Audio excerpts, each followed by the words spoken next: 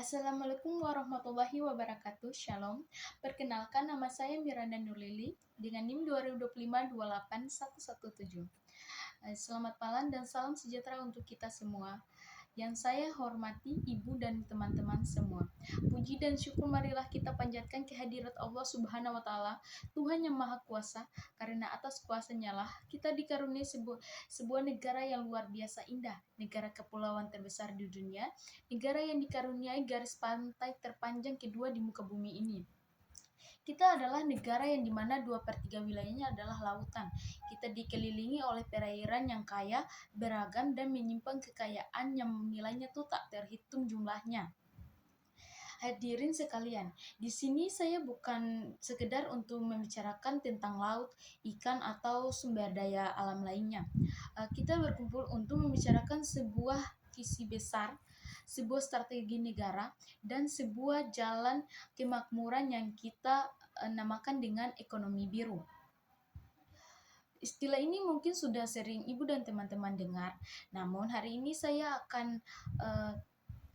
di hadapan kalian semua tuh sebagai perwakilan pemerintah Negara Kesatuan Republik Indonesia untuk menjelaskan secara mendalam apa makna sebenarnya ekonomi biru bagi bangsa ini. Apa saja yang telah dan akan kita lakukan dan bagaimana komitmen kita untuk memastikan kekayaan laut ini dinikmati oleh seluruh rakyat kini dan nanti. Semoga pidato ini menjadi paduan, menjadi janji, dan menjadi penyemangat bagi kita semua untuk bergerak bersama menuju Indonesia yang makmur, berdaulat, dan lestari. Makna ekonomi biru, kesejahteraan tanpa merusak. Ibu dan teman-teman sekalian, mari kita luruskan pemahaman kita terlebih dahulu. Banyak orang mengira ekonomi biru itu sama saja dengan mengeksploitasi laut sebesar-besarnya untuk mendapatkan uang. Itu salah besar ya, dan harus kita luruskan dari awal. Ekonomi biru bukanlah tentang mengambil sebanyak-banyaknya, tetapi melainkan tuh mengelola sebaik-baiknya.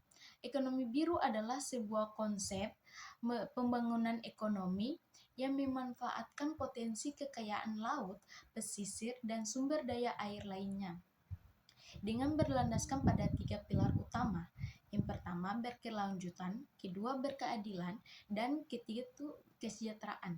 Artinya, pertama kita harus membangun ekonomi, kita meningkatkan pendapatan kita dan mengelola kekayaan laut, tetapi tidak boleh merusak ekosistemnya. Kita tidak boleh menghancurkan rumah bagi ribuan makhluk hidup. Kita tidak boleh mengambil kekayaan ini sampai habis, sehingga anak cucu kita kelak nanti hanya menemukan laut yang kosong dan rusak. Yang kedua, pembangunan ini harus berkeadilan. Kekayaan laut di Indonesia adalah milik seluruh rakyat Indonesia, sesuai amanat pasal 33 Undang-Undang Dasar 1945. Artinya itu, kekayaan ini tidak boleh hanya dikuasai segelintir orang kaya, korporasi besar, atau pihak asing. Keuntungan dari laut ini harus merata, harus sampai ke tangan masyarakat pesisir, harus menyejahterakan nelayan kecil, harus membuka lapangan kerja bagi pemuda kita, dan harus menjadi pendorong ekonomi daerah-daerah kita. Yang ketiga, tujuan tunggal, yaitu kesejahteraan rakyat. Laut kita harus berubah dari sekedar wilayah yang luas menjadi sumber kekayaan nyata. Dari sekedar pemandangan indah menjadi mesin penggerak ekonomi negara. Jadi intinya itu, ekonomi biru adalah cara kita menjadi kaya raya, tetapi menjadi alam tetap indah, menjaga alam tetap indah, tetap lestari dan bermanfaat selamanya. Di sini peran pemerintah sebagai pengatur dan penentu arah. Sebagai pemerintah, amanah yang kita amban sangat berat. Konstitusi sudah mengamanatkan bahwa bumi, air, dan kekayaan alam yang terkandung di dalamnya dikuasai oleh negara dan dipergunakan untuk sebesar-besarnya kemakmuran rakyat. Maka, seluruh langkah kita dalam ekonomi biru berlandaskan amanah suci ini. Peran pertama dan utama pemerintah adalah sebagai pengatur dan penentu arah. Bayangkan sebuah kapal raksasa besar berlayar di samudra luas tanpa peta, tanpa kompas, dan tanpa nahkoda yang menentukan arah. Kapal itu pasti akan tersesat, menabrak karang atau berlayar tanpa tujuan. Demikian pula, pembangunan kelautan kita ini, pemerintahlah yang menyusun peta jalan, penyusunan aturan main, dan menentukan kemana arah pembangunan ini harus dibawa. Apa yang sudah dan sedang kita lakukan? Pertama, kita susun kebijakan dan regulasi yang jelas.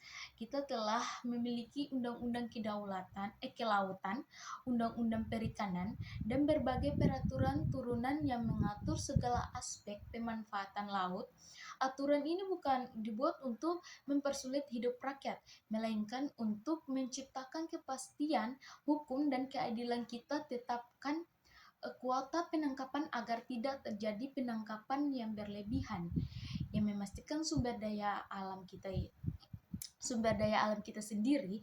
Kita larang keras penggunaan alat tangkap yang merusak seperti pukat harimau, bahan peledak, atau racun. Kita tetapkan kawasan konservasi laut sebagai tempat makhluk hidup berkembang biak agar populasinya selalu terjaga. Semua aturan ini tujuannya satu, untuk melindungi kekayaan kita agar awet sampai kapanpun. Yang kedua, kita harus lakukan perencanaan ruang laut. Pemerintah telah membagi wilayah laut Indonesia secara cermat dan rinci. Wilayah mana yang diperuntukkan untuk perikanan tangkap, mana untuk budidaya, dan mana untuk pariwisata, mana juga untuk industri, dan mana juga yang harus dilindungi sepenuhnya. Tidak boleh ada tumpang tindih, tidak boleh ada perusahaan besar menguasai wilayah yang selama ini menjadi ladang hidup nelayan kecil. Dengan perencanaan yang rapi, pemanfaatan laut untuk menjadi tertib, indah, dan bernilai maksimal. Yang ketiga, kami tetapkan standar dan mutu. Kita dorong agar produk hasil laut Indonesia dikenal dunia sebagai produk berkualitas tinggi, sehat, dan diproduksi secara bertanggung jawab.